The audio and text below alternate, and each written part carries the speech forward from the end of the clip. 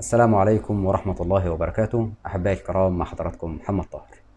عاوزين نبدأ مع بعض ونقوله إن الغريب في نوبات الهلع إنك في البداية كنت بتخاف من النوبة نفسها، لكن مع الوقت ممكن تلاقي نفسك بقيت تخاف من حاجة أصغر بكتير، وهي مثلا خفقان بسيط، دوخة خفيفة، إحساس غريب في صدرك، نفسك اتغير شوية، إيدك نملت، وفجأة بتبدأ تسأل نفسك يا ترى هي النوبة هتبدأ؟ هنا انت في اللحظة ديت مش خايف من النوبة اللي بتحصل دلوقتي، انت خايف من احتمال انها تحصل، وده بيخلي جسمك تحت المراقبة طول الوقت. يعني هتبدأ تسمع دقات قلبك، هتبدأ تراقب تنفسك، هتبدأ تلاحظ اي احساس في جسمك، ولو حسيت بحاجة بسيطة بتبدأ تسأل نفسك يا ترى هو ده طبيعي؟ يا ترى هي دي بداية نوبة؟ طيب لو زادت؟ طيب لو انا فقدت السيطرة؟ ومن هنا بتبدأ واحدة من أخطر الدوائر في اضطراب الهلع، وهي بتبدأ كالآتي: بإحساس جسدي، بعديها تفسير مخيف، بعديها بيترتب عليها خوف، بعد منها أعراض أقوى، بعد كده مراقبة أكثر، بعد كده خوف أكبر. لكن خليني أسألك سؤال: هل الإحساس هو المشكلة فعلا؟ ولا المشكلة في المعنى اللي عقلك بيديه للإحساس؟ تعالوا نفهموا الموضوع من البداية. في جملة تعالوا نبدأ بيها ولازم نحفظها كويس: أنت لم تعد تخاف من الإحساس، أنت تخاف مما يعنيه الإحساس. في أول مرة بتحصل نوبة هلع ممكن تحس بخفقان شديد وتقول يا ترى إيه ده؟ هو أنا مالي؟ وفي حاجة بتحصل في جسمي؟ فبيترتب عليه خوف، وبعدها النوبة بتعدي. لكن المخ عنده ذاكرة قوية جدا للأشياء اللي هو اعتبرها خطيرة، فبيبدأ يسجل التجربة إن الخفقان اللي حصل ده بيساوي خطر، وإن الدوخة اللي حصلت معاك دي بيساوي خطر، وإن ضيق التنفس اللي حصل معاك ده بيساوي خطر، وإن الإحساس الغريب في الصدر برضه بيساوي خطر. وبعد فترة ممكن يحصل شيء بسيط جدا، وهو إن قلبك مثلا يدق مرة من المرات أقوى من المعتاد، وده في حد ذاته بيكون طبيعي. لكن عقلك بيقول استنى، أنا عارف الإحساس ده كويس، دي بداية النوبة. وهنا بيبدأ الخوف. وهنا أنا عاوزك تلاحظ حاجة مهمة جدا، وهي إنك أنت ما انتظرتش حتى إن النوبة تحصل، لكن اللي حصل إنك خفت من احتمال إنها تحصل. يعني الإحساس نفسه أصبح بالنسبة لك زي جرس إنذار. مجرد ما بتسمع جرس الإنذار دوت بتبدأ تتوقع الكارثة، وفي اللحظات ديت بيحصل بقى شيء خطير لابد إن احنا ننتبه له. انت بتبدأ تراقب جسمك وتقول خليني أشوف قلبي، خليني أركز في نفسي، وانت تبدأي تقولي يا ترى هل نفسي طبيعي؟ يا ترى هل أنا حاليا حاسة بدوخة؟ وانت ممكن تقول يا ترى هل في تنميل في أطرافي؟ هل ضربات قلبي سريعة؟ في بداية الأمر أنت بتعتقد إنك بتحاول تحمي نفسك، لكن الحقيقة إنك بتعلم مخك حاجة تانية. أنت بتقوله بشكل غير مباشر لازم نراقب الجسم باستمرار، لأن الجسم ممكن يكون خطر. وكل مرة تراقب فيها جسمك بتبدأ تلاحظ أحاسيس أكتر. طيب ليه هنبدأ نلاحظ أحاسيس أكتر؟ لأن جسم الإنسان فيه أحاسيس طول الوقت، لكن معظمها بيكون احنا مش مركزين عليه او مش منتبهين ليه. زي مثلا، هل انت عمرك مرة من المرات حسيت بنبضة اقوى واختفت مش مركز معاها اصلا؟ هل لو حصل تغيير بسيط في التنفس هل احنا بنلاحظه؟ ما بيحصلش، لان احنا ما بنكونش مركزين عليه. احيانا بيحصل شد في العضلة، احيانا حركة في المعدة، احيانا وخزة عابرة، كل ده ما بنكونش واخدين بالنا منه. لكن لما بيكون عقلك في حالة مراقبة، أي إحساس صغير ممكن يتحول إلى حدث مهم. بيترتب عليه إيه بقى؟ هتبدأ تقول يا ترى إيه ده؟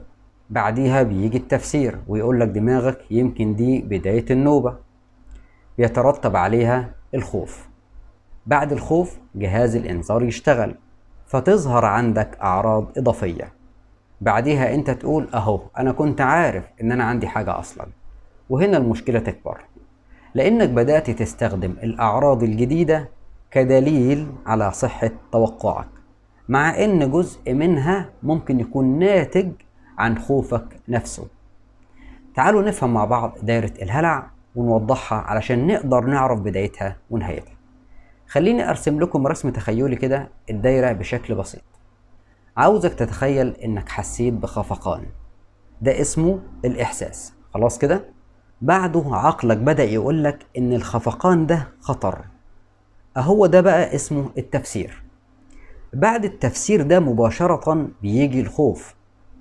طب وبعد الخوف جسمك هيدخل في حالة إنذار، فتبص تلاقي إن الأعراض الجسدية زادت عليك. وبعد ما الأعراض الجسدية بتزيد بترجع تراقب جسمك، وتبدأ في اللحظة دي تقول لنفسك أنا كنت حاسس إن في حاجة خطيرة. بيترتب على الجملة دي إنك بتخاف أكتر وتفضل ماشي في الدايرة دي. الدايرة اللي هي إيه؟ إحساس جالك، بعديها حصل تفسير للإحساس، التفسير ده أدى إلى خوف، الخوف أدى إلى أعراض، الأعراض خلتك تراقب نفسك يعني مراقبة، المراقبة أدت إلى تفسير جديد. المشكلة هنا إنك غالبا بتحاول تكسر الدايرة من آخرها، يعني بتحاول توقف الأعراض، تحاول تهدي قلبك، بتحاولي تجبري نفسك إنك تاخدي نفس عميق، بتحاولي تتأكدي إنك بخير. لكن في أوقات كتيرة الجزء الأهم اللي محتاج يتغير هو تفسيرنا للإحساس. علشان كده تعالوا نعرف مع بعض إيه هو الفرق بين الإحساس وبين التفسير. خليني أوضح لكم بمثال. لو قلت لك قلبك بيدق بسرعة، دي في حد ذاتها معلومة. لكن لو قلت لك قلبك بيدق بسرعة إذن أنت في خطر، دي هنا مش معلومة، ده بقى بنسميه إيه؟ ده هو التفسير. والفرق بين الاتنين مهم جدا، لأن الخفقان ممكن يحصل لأسباب كتيرة. ممكن أنت لو بذلت مجهود وبتجري هيحصل عندك خفقان، لو عندك توتر تشعر بيه، لو تناولنا منبهات برضو ممكن نشعر بيه، قلة النوم تسببه، الانفعال يسببه، أو ببساطة ممكن يكون تغيير طبيعي في ضربات القلب. لكن عقلك أثناء الهلع ممكن يقفز مباشرة إلى أسوأ تفسير، وهو أكيد في حاجة خطيرة. وهنا لازم تتعلم مهارة مهمة، إنك تتعلم تفصل بين الإحساس وبين القصة اللي بيحكيها عقلك عن الإحساس. يعني أنت ممكن تقول أنا حاسس بخفقان، بدل ما تفضل تقول أنا حاسس بخفقان إذن أنا في خطر. الجملة ديت لأ. طيب إحنا ممكن نقول إيه؟ ممكن أقول أنا حاسة بدوخة، لكن ما ينفعش تقولي أنا حاسة بدوخة إذن أنا هفقد السيطرة. أنت مثلا ممكن تقول أنا حاسس بضيق، ده مسموح بيه، لكن ما ينفعش نقول أنا حاسس بضيق إذن أنا مش قادر أتنفس، ده ما ينفعش. عاوزين نلاحظ الفرق بين الجملتين. في الجملة الأولى إحنا بنوصف التجربة بتاعتنا، لكن في الجملة التانية إحنا بنحول الإحساس لتهديد. وده اللي هيخلينا ننتقل للمرحلة الجميلة اللي جاية ونفهم ليه عقلنا دايما بيصدق أسوأ احتمال. تعالوا نفهم الجزئية دي مع بعض. عقلنا بيصدق أسوأ احتمال لأن عقلك أثناء الخوف لا يبحث عن الحقيقة فقط، هو بيبحث عن الأمان. ولما بتكون خايف ممكن تلاقي نفسك بتفكر يا ترى طيب لو كان الموضوع فعلا خطير، هتفكر بالطريقة دي، وهتبدأي تفكري وتقولي لو النوبة بدأت ايه اللي هيحصل؟ طيب لو النوبة دي حصلت قدام الناس، طيب ده لو أنا فقدت السيطرة ايه اللي هيحصل؟ وعقلك يبدأ يقول في اللحظة ديت لازم أتأكد، فتبدأ تفحص وتبدأي تراقبي وتبدأي تدوري وانت تبدأ تسأل وتبدأ تطلب الطمأنة. وهنا بتحصل المفارقة الغريبة، كل ما حاولت تتأكد انك بأمان انت بتدي مخك رسالة معناها ان الموضوع خطير ويحتاج الى التأكد.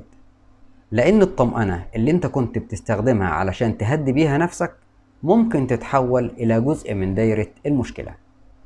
هل معنى كده إن الواحد بقى يتجاهل جسمه تماما؟ لأ، ودي نقطة مهمة جدا لازم نفهمها وتعالوا نوضحها مع بعض. أنا مش بقولك تجاهلي كل أعراضك، ولا بقولك أي عرض جسدي هو هلع، ده غير صحيح. الأعراض الجسدية ليها أسباب كتيرة، والأعراض الجديدة أو الشديدة أو غير المعتادة بتحتاج تقييم طبي مناسب. لكن لو تم تقييمنا طبيا وعرفنا إن الأعراض مرتبطة بالقلق أو الهلع، فهنا محتاج تتعلم حاجة مختلفة، وهي إيه؟ إن مش كل إحساس بيحتاج إلى استجابة طوارئ. يعني مش كل نبضة بتحتاج إلى فحص، ولا كل دوخة بتحتاج إلى بحث، ومش كل تغيير في التنفس بيحتاج إلى تحليل. لأن جسمك مش آلة ثابتة، الجسم بيتغير طول الوقت، لكن المشكلة بتبدأ لما بنعتبر إن كل تغيير علامة على الخطر. تعالوا ننتقل بقى نعرف ليه الخوف من الإحساس هو اللي بيخلي الإحساس أقوى. وخلوني أديكم أمثلة بسيطة. لو أنت قاعد دلوقتي وقلت لك مثلا ركز على قلبك، غالبا هتبدأ تسمع دقات قلبك، وبعد دقيقة هتلاحظ حاجات ما كنتش واخد بالك منها. على سبيل المثال ممكن تلاحظ دقة أقوى، ممكن تلاحظ دقة أبطأ، ممكن برضو تلاحظي تغيير بسيط. وهنا ممكن تسأل هو ليه قلبي بيدق كده؟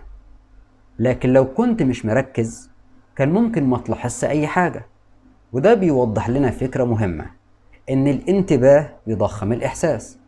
يعني كل ما ركزت على شيء أصبح بالنسبة لك وأصبح بالنسبة لك أوضح في وعيك. ولما بيكون التركيز مصحوب بالخوف بيصبح في اللحظة ديت الإحساس أكثر تهديدا. فأنت بعديها بتدخل في الدايرة دي اللي هي إيه؟ بدايتها الخوف، بعديها مراقبة، بعديها إحساس أوضح، بعديها خوف أكبر. وده سبب إن بعض الناس بتقول أنا أول ما أركز في جسمي بتعب. وده ممكن يكون صحيح من ناحية التجربة، لأنك لما بتراقب جسمك باستمرار أنت بتزيد وعيك بكل تغيير صغير بيحصل فيه. إذن إيه هو الحل؟ الحل مش إنك تمنع الإحساس، لأنك مش هتقدر تتحكم في كل إحساس بيظهر في جسمك. والحل مش إنك تقنعي نفسك كل دقيقة إن أنا كويس، لأنك لو احتجتي للطمأنة مع كل إحساس هتكوني أسيرة ليها. إذن الحل هو إننا نغير علاقتنا بالإحساس. يعني مثلا لما أنت تحس بخفقان، بدل ما تقول يا ترى ده خطر، جرب تقول في خفقان وأنا لاحظته. وبدل ما تقولي لازم يختفي فورا، جربي تقولي مش لازم أحاربه. وبدل ما تقول لازم أتأكد إني بخير، عاوزك تقول هكمل اللي كنت بعمله.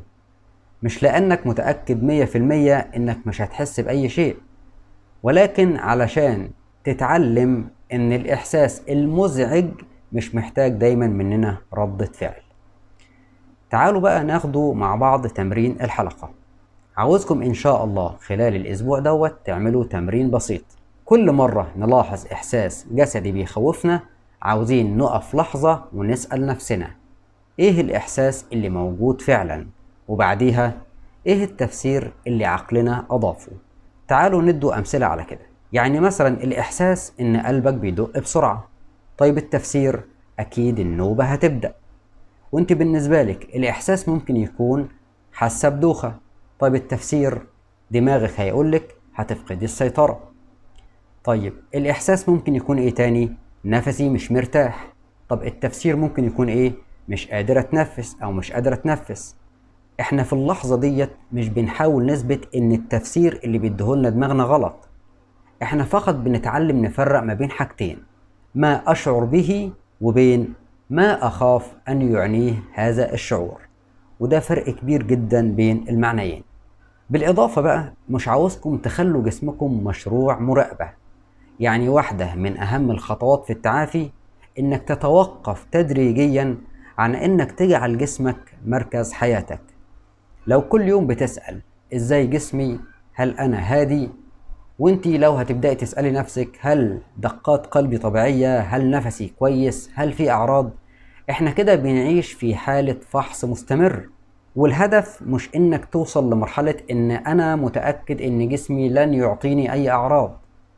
الهدف انك حتى لو ظهر احساس مش لازم اوقف حياتي بسببه، لان التعافي الحقيقي مش معناه اختفاء كل احساس جسدي.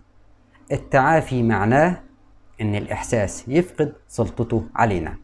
يعني ممكن تحس بخفقان وتكمل، ممكن تحس بدوخة وتكملي، ممكن تشعر بالتوتر وتكمل، مش لانك بتحب الاحساس ولا انك بتحب الاحساس، لكن لانك لم تعد تعتبر وجوده امرا يستوجب الهروب. علشان كده خليني الخص لكم الحلقة ديت في جملة واحدة: انت لا تخاف من الاحساس وحده، انت تخاف مما تعتقد ان الاحساس يعنيه. يعني الخفقان مش هو المشكلة كلها، المشكلة بتبدأ لما يصبح الخفقان في عقلك علامة خطر، والدوخة عندك مش هي المشكلة كلها. المشكلة بتبدأ لما تصبح الدوخة علامة انك هتفقد السيطرة، وضيق التنفس عندنا كلنا مش هو المشكلة. المشكلة بتبدأ لما يصبح ضيق التنفس دليل اني مش هقدر اتنفس، ومن هنا بيبدأ الخوف، والخوف ينشط الجسم، والجسم يديلك أعراض أكتر، فتبدأ تراقب أكتر، تخافي أكتر، وتستمر الدايرة. لكن بداية كسر الدايرة هي إن احنا نتعلم نلاحظ الفرق بين الإحساس والتفسير، وبين ما يحدث في جسمك وما يقوله عقلك عن الذي يحدث. بكده نكون وصلنا لنهاية الحلقة. أتمنى يا رب الشفاء للجميع. كان معاكم محمد طاهر. السلام عليكم.